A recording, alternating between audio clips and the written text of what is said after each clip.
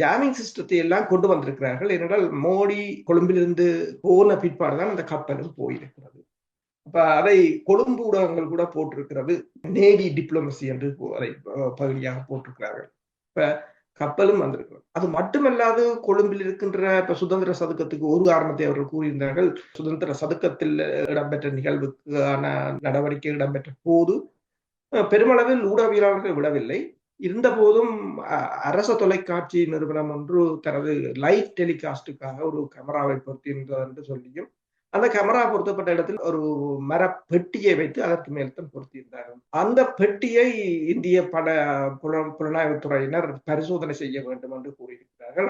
அவர்கள் கூறியிருக்கிறார்கள் கேமராவை அகற்ற முடியாது. உடனடியாக ட்ரில்லரை கொண்டு வந்து அந்த பெட்டியை ட்ரில் பண்ணி அதில் ஒரு ஓட்டையை போட்டு அதுக்குள்ளால் சிறிய கேமராவை ஒன்றை உள்ளுக்கு செலுத்தி அதற்குள்ள ஆராய்ந்திருக்கிறார்கள். இது ஒரு சின்ன உதாரணத்தை நான் ஏன் சொல்கிறேன் என்று சொன்னால், இவ்வளவு தூரம் அவர்கள் அக்கு வேறு ஆணி வேறாக எல்லாவற்றையும் பிரித்து மேய்ந்திருக்கிறார்கள் என்றதை தெரியும்.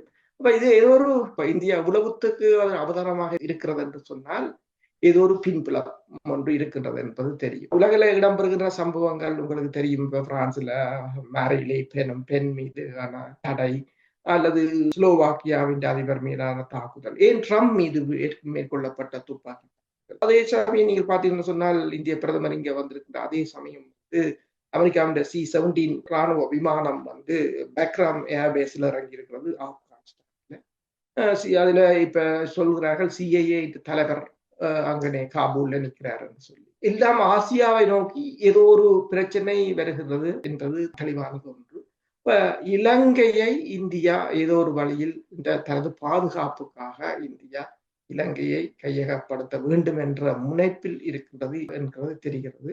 இருந்த போதும் இலங்கையை தனது பாதுகாப்புக்காக இந்தியா கையகப்படுத்த வேண்டும் என்று நினைக்கின்றது ஒரு புறம் இருக்க, இலங்கை ஒரு பாதுகாப்பான நாடு அல்ல என்பதை இந்தியா உள்ளூர உணர்வதைத்தான் இந்த பாதுகாப்பு ஏற்பாடுகள்